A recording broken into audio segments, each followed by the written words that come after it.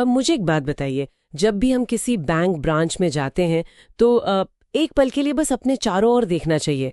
मतलब वो जो काउंटर के पीछे बैठा हुआ कर्मचारी है जो मुस्कुरा कर बात कर रहा है, वो सिर्फ हमारे सेविंग अकाउंट का ध्यान नहीं रख रहा होता। हाँ बिल्कुल, वो तो बस तस्वीर का एक बहुत छोटा सा हिस्सा है। सही कहा। मतलब कानूनी तौर पर देखा जाए तो वो एक ऐसे ऐसे विशाल वित्तीय सुपरमार्केट का हिस्सा है, या कहें कि एक शैडो वॉल स्ट्रीट का हिस्सा है, जो देश के बड़े बड़े हाईवे प्रोजेक्ट से लेकर शेयर बाजार या फिर वेंचर कैपिटल और सरकारी कर्जों की खरीद बिक्री में अरबों रुपए घुमा रहा है। और मजे की बात यह है कि आम आदमी को इसका जरा सा भी अंदाजा नहीं होता। बिल्कुल।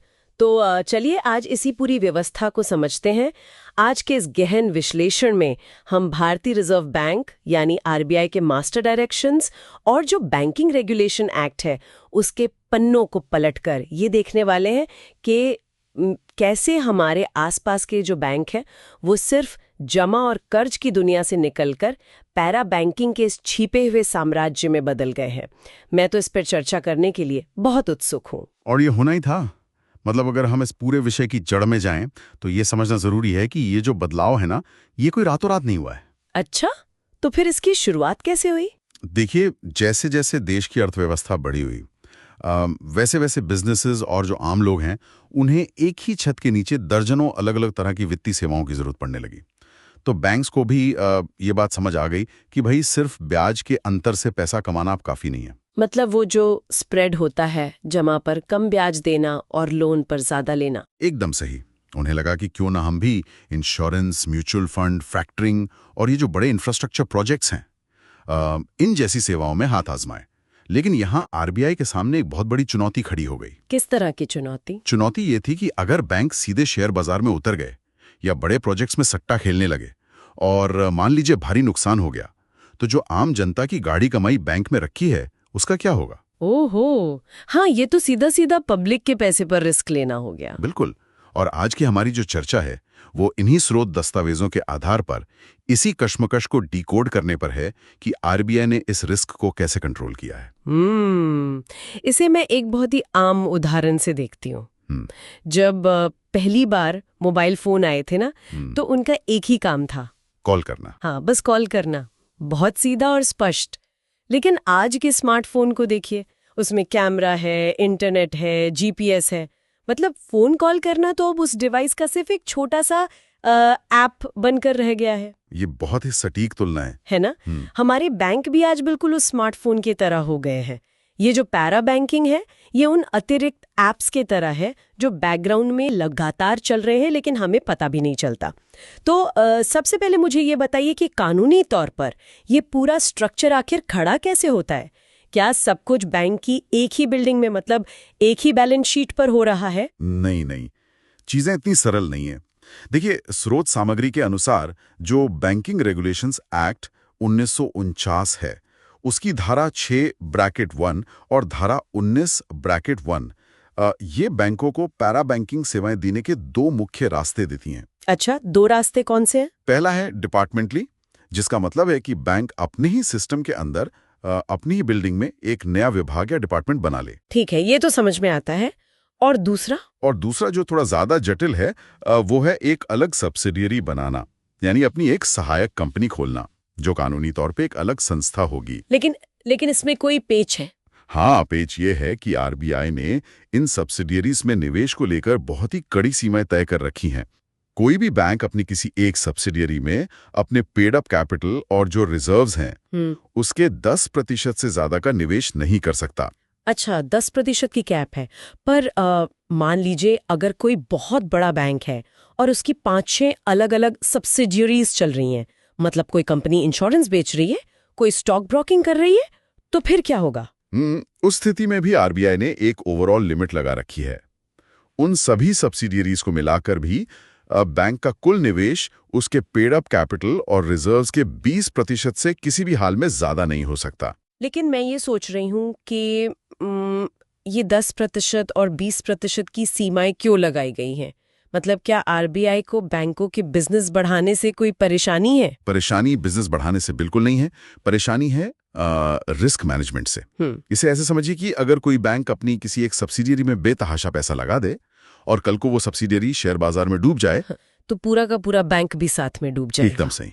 उसका सीधा असर पेरेंट बैंक की बैलेंस शीट पर पड़ेगा। और बैंक के डूबने का मतलब क्या है? आम जमाकर्ताओं का पैसा डूबना। तो इन सीमाओं को तय करके आरबीआई बस ये सुनिश्चित करता है कि सब्सिडियरी का रिस्क बैंक के मुख्य बिजनेस को तबाह न कर दे। ये बात तो समझ में आती है, लेकिन मुझे यहाँ एक बड़ी खामी नजर आ रही है। वो क्या? देखिए, मान लीजिए मैं एक बैंक हूँ और मैंने अपनी एक सब्सिडियरी खोली है। अब वो है तो मेरा ही हिस्सा ना? हाँ बिल्कुल। तो अगर कल को मेरी वो सब्सिडियरी घाटे में जाने लगती है तो मैं उसे मरने थोड़ी दूंगी। मैं तो चुपचाप उसे अपने मुख्य फंड से बिना ब्याज का लोन दे दूंगी। मतलब ये तो वैसा ही हुआ जैसे कोई पिता अपने बच्चे के डूबते बिजनेस को बचाने के लिए घर का सारा पैसा लगा दे। और आपका ये सोचना बिल्कुल जायज है।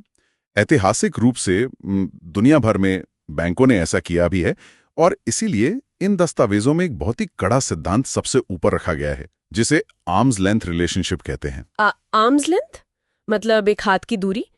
इसे असल में जमीन पर कैसे लागू किया जाता है? इसे आप एक पानी के जहाज के उदाहरण से समझ सकती हैं। अच्छा, कैसे? देखिए, जहाज के निचले हिस्से में अलग अलग वाटर टाइट चेम्बर्स बने होते हैं। अच्छा। अगर जहाज के एक हिस्से में कोई छेद हो जाए और पानी भरने लगे तो उन चेम्बर्स के दरवाजे तुरंत बंद कर दिए जाते हैं, ताकि पूरा का पूरा जहाज न डूब जाए। बिल्कुल। ये जो आर्म्स लेंथ का नियम है, ये बैंकिंग में वही वाटर टाइट दरवाजा है। नियम बिल्कुल साफ है कि पेरेंट बैंक अपनी ही सब्सिडियरी को कोई भी अनसिक्योर्ड एडवांस यानी बिना गारंटी वाला लोन नहीं दे सकता। मतलब कोई फेवरेटिज्म नहीं होगा? एकदम नहीं। जो ब्याज दर और जो शर्तें एक आम ग्राहक के लिए होंगी, वही शर्तें सब्सिडियरी के लिए भी लागू होंगी। इसके अलावा खातों का ऑडिट बिल्कुल अलग होगा और पेरेंट बैंक के बोर्ड को इसकी बहुत कड़ी निगरानी करनी होगी। ओहो। अच्छा, एक सवाल और, डेटा का क्या? डेटा? हाँ, क्योंकि बैंक के पास मेरे खाते की पूरी जानकारी है। मेरी सैलरी कितनी आ रही है, मेरे खर्चे क्या हैं। तो क्या पेरेंट बैंक अपनी उस इंश्योरेंस या म्यूचुअल फंड वाली सब्सिडियरी को मेरा डेटा थमा सकता है ताकि वो मुझे अपना प्रोडक्ट बेचने के लिए टारगेट कर सकें? जी नहीं, नियमों के तहत ऐसा बिल्कुल नहीं हो सकता। सब्सिडियरी को बैंक के ग्राहकों के खातों का कोई भी डायरेक्ट ऑनलाइन एक्सेस नहीं दिया जा सकता। अच्छा, ये तो बहुत सही नियम है। हाँ, डेटा शेयरिंग तभी हो सकती है जब वो उन आर्म्स लेंथ नियमों के दायरे में हो, और सबसे जरूरी बात, ग्राहक की निजता का हनन न करें। कानूनी तौर पर दोनों को दो अजनबी कंपनियों की तरह व्यवहार करना होता है। चलिए, ये तो हुई सारे ढांचे की बात। अब थोड़ा उन चीजों पर आते हैं जो रोजमर्रा में हम जैसे ग्राहकों को नजर ही नहीं आती। जब मैंने इन दस्तावेजों को गहराई से पढ़ा तो वहां फैक्टरिंग और इंफ्रास्ट्रक्चर फंड जैसी चीजों का जिक्र था। हाँ, ये पैराबैंकिंग का बहुत बड़ा हिस्सा है। मैं फैक्टरिंग को एक बहुत ही सरल कहानी से समझने की कोशिश करती हूँ। आप बताइएगा कि मैं सही हूँ या नहीं। हाँ, बताइए। मान लीजिए मेरे पास एक फर्नीचर बनाने की छोटी सी फैक्ट्री है। मैंने किसी बड़ी कॉर्पोरेट कंपनी को 10 लाख रुपए के ऑफिस डेस्क बेचे। अब कॉर्पोरेट ने कहा कि भाई हम पैसे 3 महीने बाद देंगे, जो कि बहुत आम बात है बिजनेसेस में। हाँ, अब मुझे तो कल अपने कारीगरों को वेतन देना है ना, मेरे पास कैश नहीं है। तो मैं बैंक के पास जाती हूँ, बैंक मुझसे कहता है एक काम करो, तुम्हारा ये जो 10 लाख का बिल है ये मुझे दे दो, मैं 50,000 अपना कमीशन काटता हूँ और तुम्हें आज ही 9.5 लाख रुपए कैश दे देता हूँ। 3 महीने बाद मैं उस कॉर्पोरेट कंपनी से पूरे 10 लाख खुद वसूल कर लूंगा। क्या फैक्टरिंग का मतलब यही है? एकदम सही समझा आपने। फैक्टरिंग का मूल काम यही है कि जो बाजार में फंसी हुई नकदी है उसे तुरंत चालू किया जाए। इससे उस छोटे बिजनेस को तुरंत लिक्विडिटी मिल जाती है और बैंक बिना किसी बड़े जोखिम के अपना बीच का कमीशन कमा लेता है। अच्छा, तो ये ऐसे काम करता है? हाँ, बैंक अपनी सब्सिडी के जरिए फैक्टरिंग का ये पूरा व्यवसाय चलाते हैं। लेकिन इससे भी बड़ा खेल एक और है, वो है इंफ्रास्ट्रक्चर डेट फंड, या जिसे IDF कहते हैं। वो फंड जो ये बड़े बड़े हाईवे, पुल और पावर प्लांट्स बनाने के लिए पैसा देते हैं? बिल्कुल। इन इंफ्रास्ट्रक्चर प्रोजेक्ट्स को बहुत लंबे समय के लिए 20 या 30 साल के लिए करोड़ों अरबों रुपए चाहिए होते हैं। बैंक इन IDF को स्पॉन्सर कर सकते हैं, लेकिन यहाँ RBI का एक बहुत ही दिलचस्प नियम है। वो क्या? नियम यह है कि इन फंड्स में बैंक की हिस्सेदारी 30% से कम नहीं होनी चाहिए और 49% से ज्यादा नहीं होनी चाहिए। एक सेकेंड, ये 49% पर आकर क्यों रुक गए? मतलब 50% या 51% क्यों नहीं? क्योंकि सारा खेल बैलेंस शीट का है।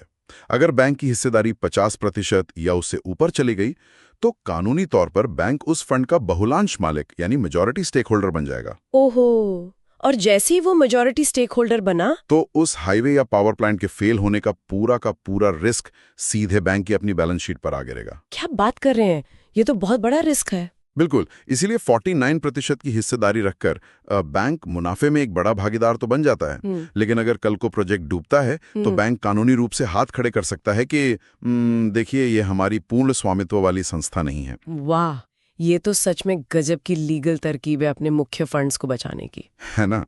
लेकिन इस पूरे सोर्स मटेरियल में मुझे जिस एक चीज ने सबसे ज्यादा चौंकाया वो है प्राइमरी डीलरशिप या जिसे पीडी कहते हैं।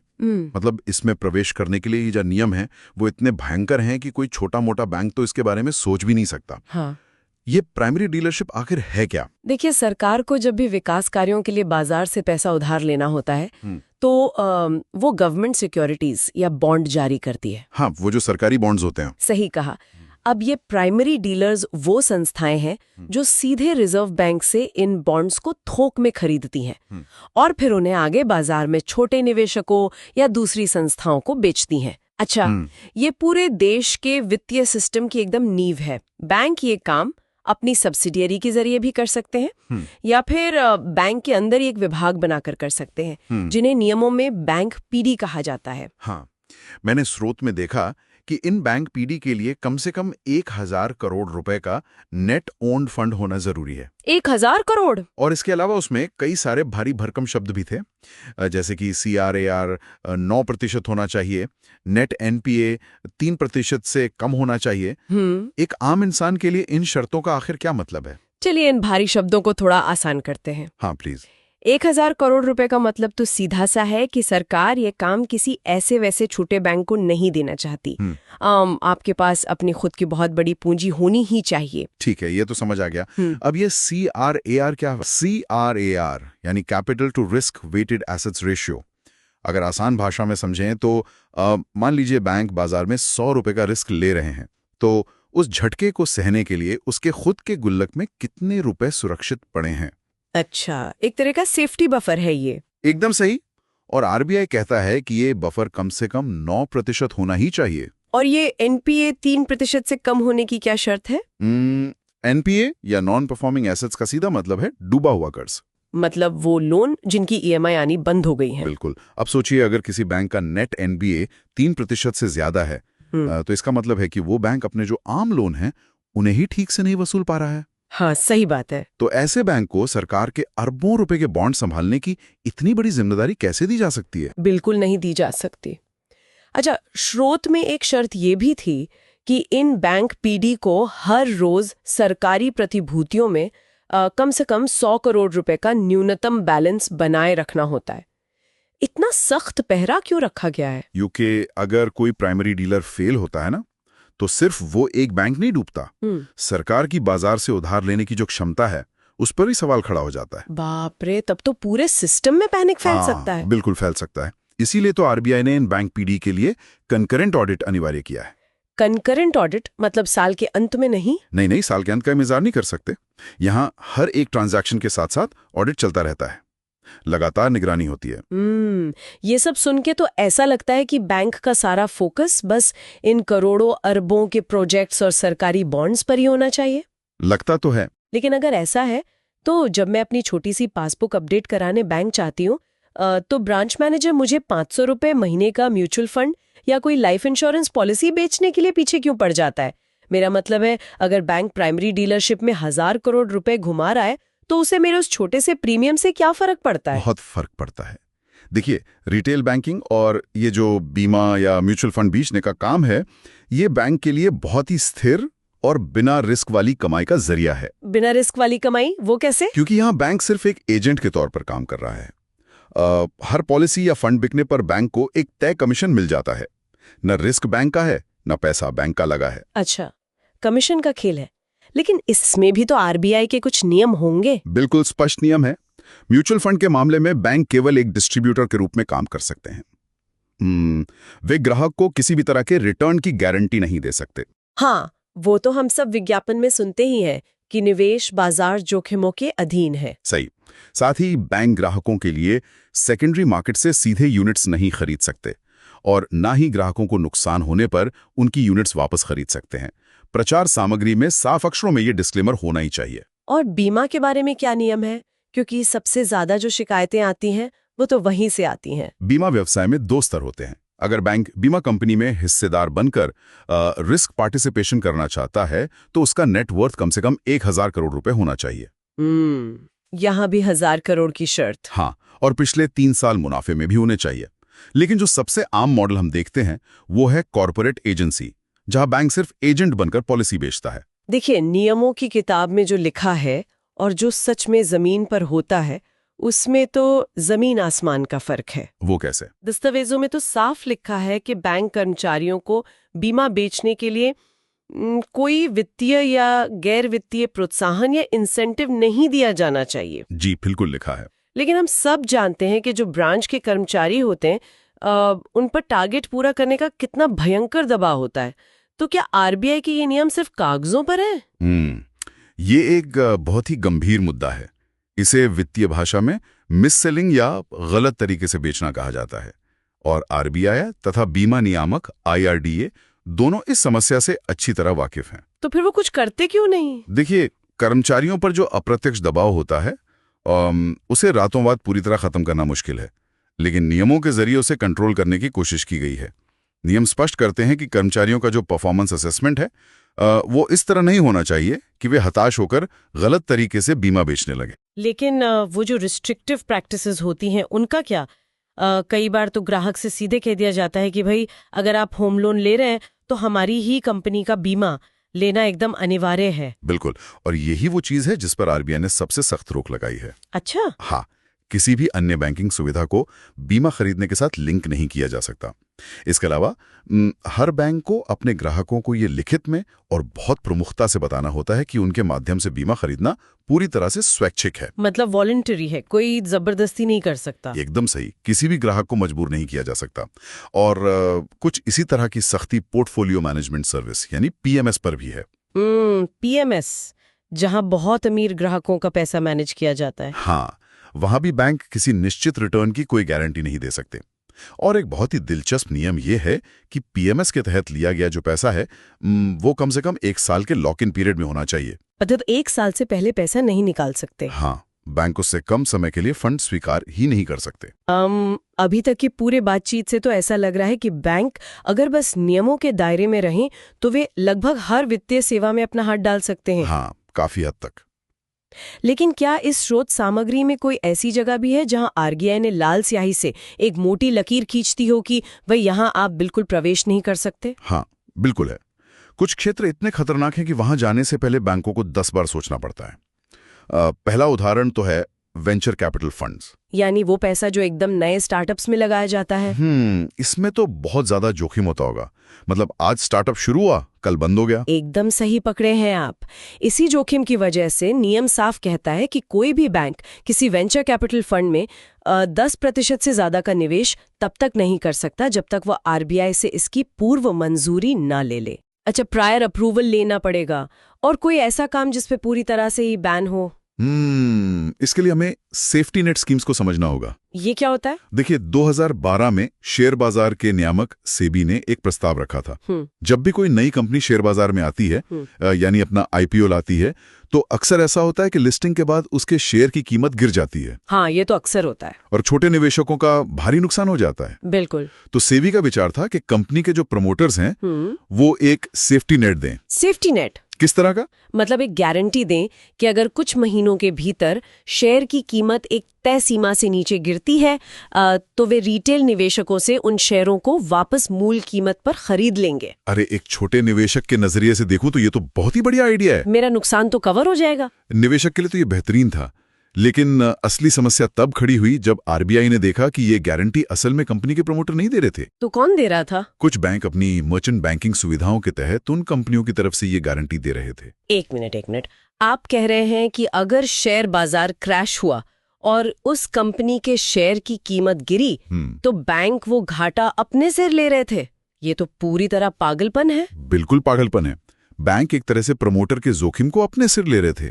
ये तो वैसा ही हुआ जैसे किसी और की गाड़ी के एक्सीडेंट की जिम्मेदारी आप खुद ले लें, वो भी बिना कोई इंश्योरेंस प्रीमियम लिए। बैंक ऐसा क्यों कर रहे थे? इसमें तो बैंक का सिर्फ और सिर्फ नुकसान ही दिख रहा है मुझे। और ये बात आरबीआई को खटकी।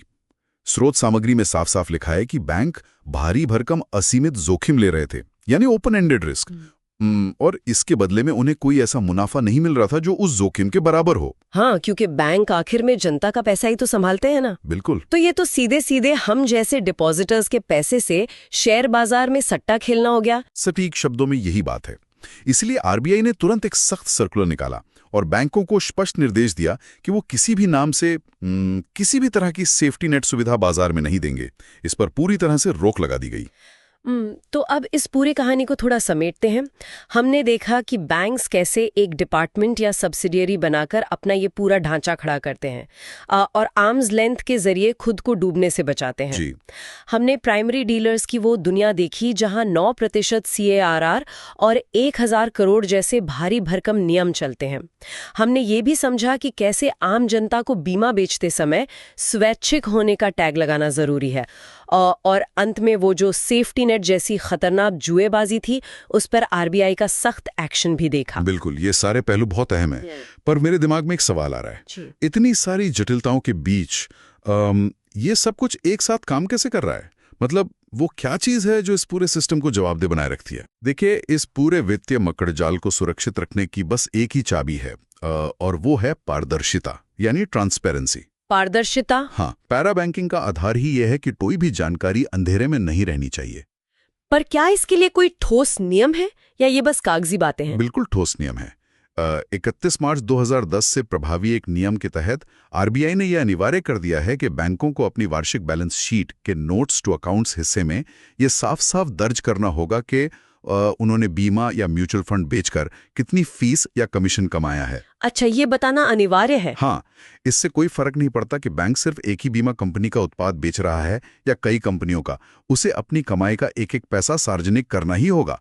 जब जानकारी पब्लिक डोमेन में होती है तो निवेशक खुद ये देख सकते हैं कि बैंक उन्हें जो प्रोडक्ट बेचने की कोशिश कर रहा है उसमें बैंक का अपना कितना बड़ा वित्तीय स्वार्थ छिपा है। ओह, ये सच में एक बहुत बड़ा और जरूरी पहलू है।